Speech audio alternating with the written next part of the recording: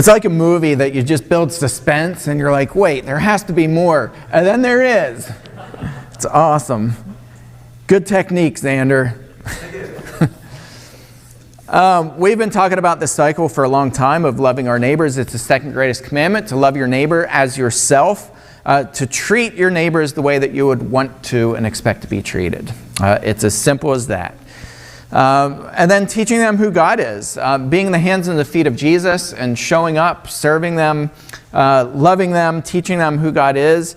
That's the greatest commandment, to love the Lord your God with all your heart, mind, soul, and strength. And then taking those people by the hand and showing them how to serve. Sometimes we're good at telling people what they ought to do, but we really need to show one another how to serve. Because sometimes it's, it falls on deaf ears whenever people are telling us to do something that they themselves are not willing to do. We've got to hold hands, to link arms, and serve people within our community, not just here, but also abroad. Straining toward the goal, that's our theme for the remainder of this year. Our theme verses are Philippians 3, 13 and 14. Paul says, "Brothers, I do not consider that I have made it my own. But one thing I do, forgetting what lies behind and straining forward to what lies ahead, I press on toward the goal for the prize of the upward call of God in Christ Jesus." I think by now you all know that I am very big on this idea that life is just tough, that life is difficult, especially as you get to become an adult. You learn pretty quickly, you have a crash course that childhood is over and life gets a little bit tougher, doesn't it? A lot of us have experienced some incredible tragedies, and that forces us, or should force us, to keep that goal of heaven in our crosshairs, to strain towards that goal, to struggle getting there and helping other people get there. If we truly love one another, we'll help each other get to heaven. I love this theme. I love what's come out of it. I love the growth that I've seen within this congregation, and I think it just has really challenged us to put things in perspective. Thanksgiving is coming up, and I always like to kind of switch into those themes because it's just a good reminder that being thankful in all circumstances, as Paul says in 1 Thessalonians 5, it's easier said than done. And sometimes we lose focus of that, and we tend to fall into the trap, especially if you watch the news regularly or you're on social media. You hear a lot of grumbling, right? Or is it just my imagination? We hear a lot of negativity. There's enough negativity in the world that oftentimes we forget that there's more good than bad in this world. I truly believe that. I really do. I really believe there are more good people than bad people. Doesn't mean there are more Christians than non-Christians, but I mean people's hearts. I think the heart of mankind generally is good. That we live in a community, if you look around, we really pride ourselves on helping people when people are in need. Somerset County it's a poor community. If you look at the statistics, the state statistics on our government website, we rank as one of the lowest income counties in the state of Pennsylvania. But yet you look around and it's also one of the most giving communities. I saw a video yesterday, live video, that Somerset Inc. was in Uptown, and it was a whole big group from Shanksville. Class of 96, just to give a little shout out. They were in Uptown at Trinity Park, and they were making a Christmas tree farm. It's not to buy Christmas trees, it's to make a magical place to walk through in Uptown Somerset. And so Eden and I drove by a little bit after I saw the video, and I was like, I wonder if they're still up there. Well, they were still up there. Her and I went to Shanksville yesterday. We came back, and on our way through town, they were still up there just working their tails off and making it a beautiful place. And they did it for no other reason than just to produce a magical place where people can come for free and walk their kids through this Christmas wonderland that's just, dozens and dozens of trees. They're all lit up. It's gorgeous. If you want to take the time, go uptown and check it out. It's really cool. There are people who do things like this all the time. They volunteer their time. They volunteer their money. They do things just for the benefit of other people because they can. And I think there's something profoundly healing about giving thanks and having a thankful heart in all circumstances. And it's not easy to do. I'm not naive to think that it's just like we click our heels together and we're just going to walk around happy all the time, no matter what. That's not reality. But we can give thanks to God no matter what. And when we do, research shows that it shifts something inside of people, and it also changes the way that people interact with you. It makes thankful people, it makes them attractive. It magnetizes other people to you. And we all know this. We know this principle, just common sense, because we know that when we walk in a room and somebody, the first thing out of their mouth is, that's stupid, and they start grumbling. We're not like pulling up a chair and sitting down and like, oh, tell me more, Like, we're trying to find an exit. We're trying to find a way out of the room because we don't want to be around that kind of negativity. And so I did a quick search, and there are several studies, and this just kind of blends a whole bunch of different studies together, but here are the benefits of giving daily gratitude. Mental health. These are like kind of the big categories. So improved mental health. Research has shown that people who give daily gratitude have reduced stress and anxiety. Makes sense. Because you're thankful for what other people are doing in your life. You're not resentful. Reduce stress. When we hold resentment, it eats us alive. It's when we lay down at night, we're not like, oh, it's time to go to sleep. We're like, that little razzle-frazzle, how do I get back at, So when we're given gratitude daily, we have reduced stress and anxiety. We have increased happiness and life satisfaction. Whether you have a lot or whether you have a little, you're generally satisfied with what you have. You have enhanced resilience. People can throw sticks and stones, they hurt your bones, but sometimes you let other things roll off your shoulders. They just don't bother you as much. And you get better sleep. You lay down, you put your head on the pillow, and you actually have peace in your life. Before I go to the next slide, Brent saw a whole bunch of names on my list, and I think he thought it was like my prayer list, and he's like, Robert Downey Jr. But I wrote down just I did a super quick search, and I was like, stars with addiction problems. And a lot of these stars have overcome these problems. Some didn't. Some ended in death.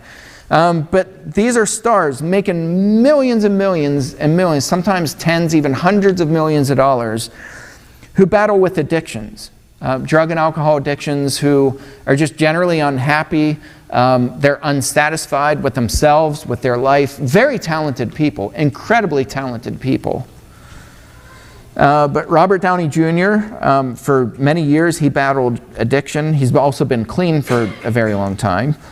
Lindsay Lohan, you remember all the train wreck that, and then, of course, the media didn't help because they made fun of her and, painted her out to be this loser. She already felt like she was a loser, and then people just kind of verified that. She battled addiction for years. Charlie Sheen, Drew Barrymore, Matthew Perry, whose life just ended this year, Demi Lovato, Bradley Cooper, Ben Affleck, Nicole Richie, River Phoenix, Britney Spears, Ozzy Osbourne, Slash, Kurt Cobain, Jimi Hendrix, Janis Joplin, Steven Tyler, on and on and on. Like I said, this is just not even scratching the surface. These are people in the top 1% of the top 1% of the highest income in this nation. Money doesn't bring us satisfaction. Having a better house, a better life, better health, those things don't generally bring us an automatic spirit of gratitude and thankfulness. People struggle whether they're making hundreds of millions or whether they're making $100. People still struggle. We're all still people at the end of the day. It's our attitude towards the things that we have that changes everything. People who are grateful benefit tremendously. So there's the improved mental health. There's also improved physical health. People who give daily gratitude tend to have stronger immune systems. They don't get sick all the time. Why is that? Because they're not stressed out. They don't have the stress hormones, and their body's not pumping out cortisol and all these hormones because we're just not stressed out. Lower blood pressure. Anybody suffer with high blood pressure, hypertension? Yeah, the Italian blood, isn't it? We're just high-strung. You have lower blood pressure when you're thankful. It makes sense. You're not stressed out. You're not flying off the walls.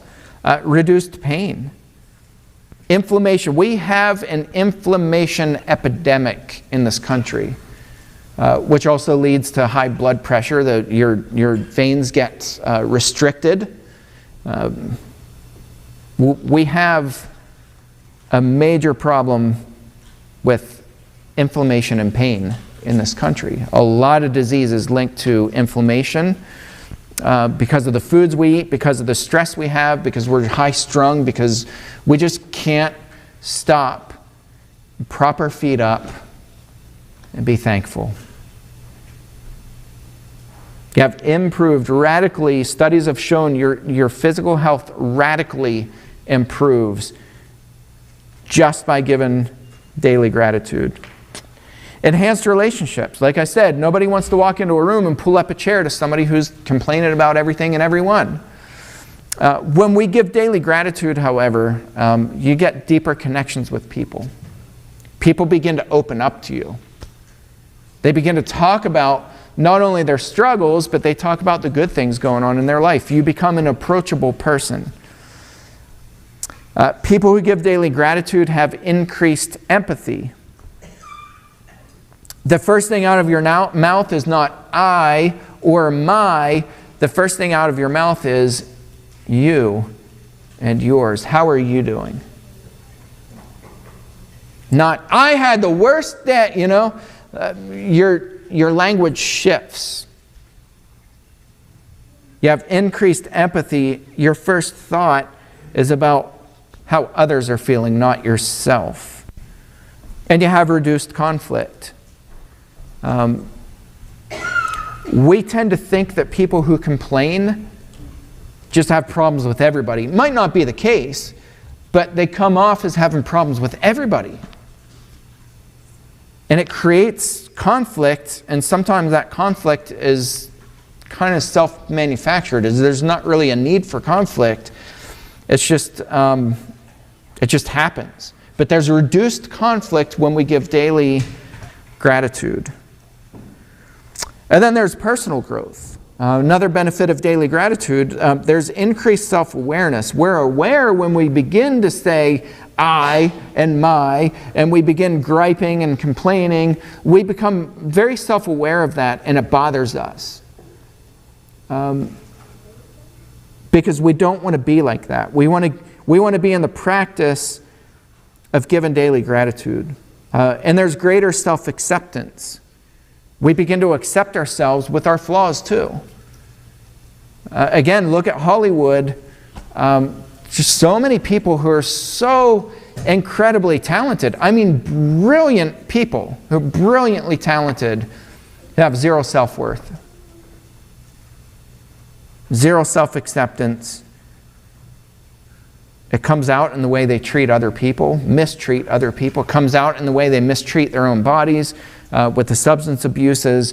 It just comes out. But we have a greater self-acceptance when we give daily gratitude. We're thankful that God made us in His image. We know what that means. We accept that. And we don't view ourselves as a flawed person. We view ourselves as a person who's different than other people, but who still has many capabilities to be able to bless other people. Enhanced creativity. You ever get writer's block when you feel kind of down in the dumps? Your brain literally just locks up and your creativity goes out the window. You can't think of new things, creative things. However, when you give daily gratitude, that creativity, the creative part of your brain just opens up and it blossoms. You find new creative ways to bless people. You find new creative ways to thank people, to write cards for people, to visit people. Creativity just opens up.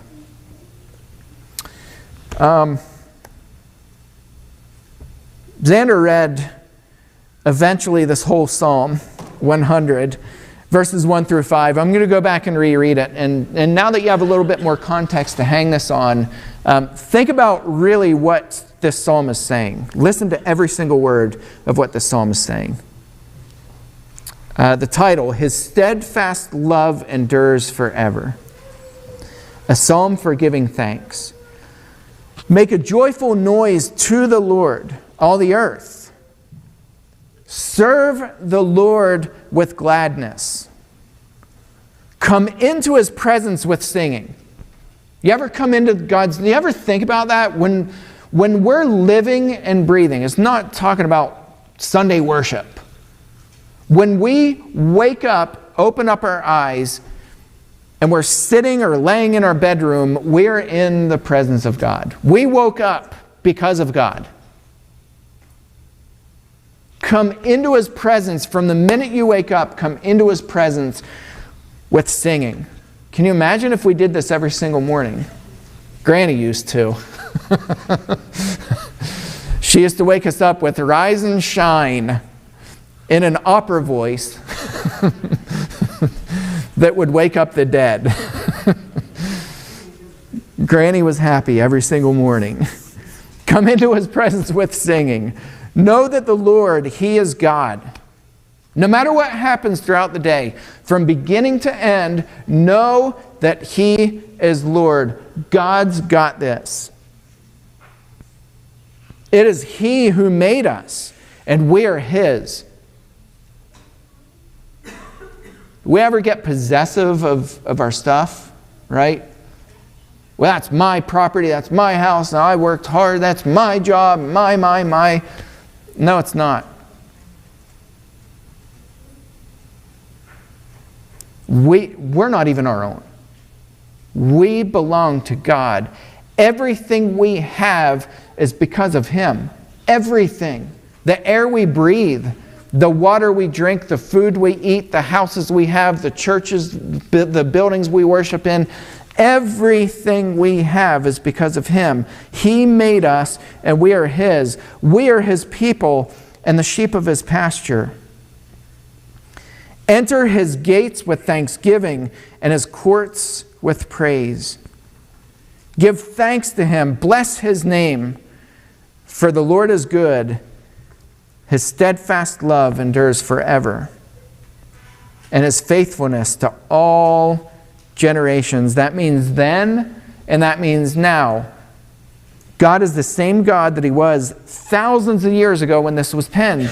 God's faithfulness is given to all generations. We are here because of God.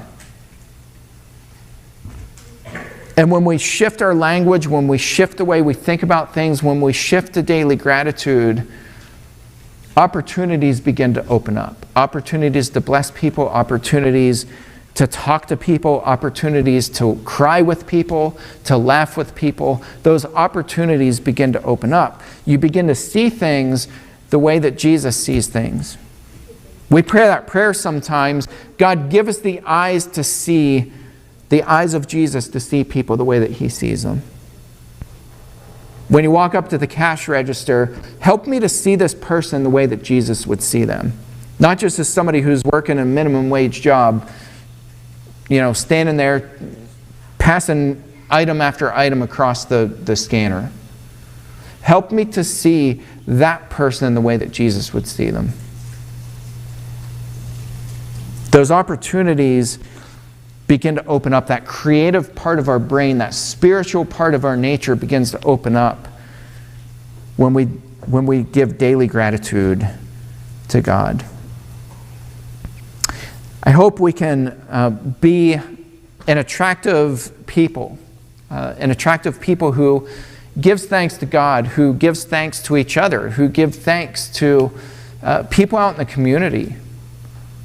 It doesn't take much to walk up to people and just say thank you. And I promise when you make that a practice, when you make it a discipline, when you make it part of your daily life, you'll begin to see changes in your life. And pray about it. Don't just do it, pray about it too. Pray that you see the changes take place and taking root in your life. I'm excited for 2025. This is not like a New Year's talk. But I'm excited about this upcoming year. I'm excited to see what God has in store for us. I think we've had a really good year this year, and I think 2025 is going to be much better. I just do. I think God is blessing us. God is blessing every single one of you. And let's never forget to give daily thanks and gratitude to God. You'll see big changes, and let's see what God has marked out for us. He did make us after all. If there's anybody this morning who has not yet taken that step to put Christ on in baptism, or if you have prayer needs, we'd encourage you to come up as we all stand and we sing this song together. Eric.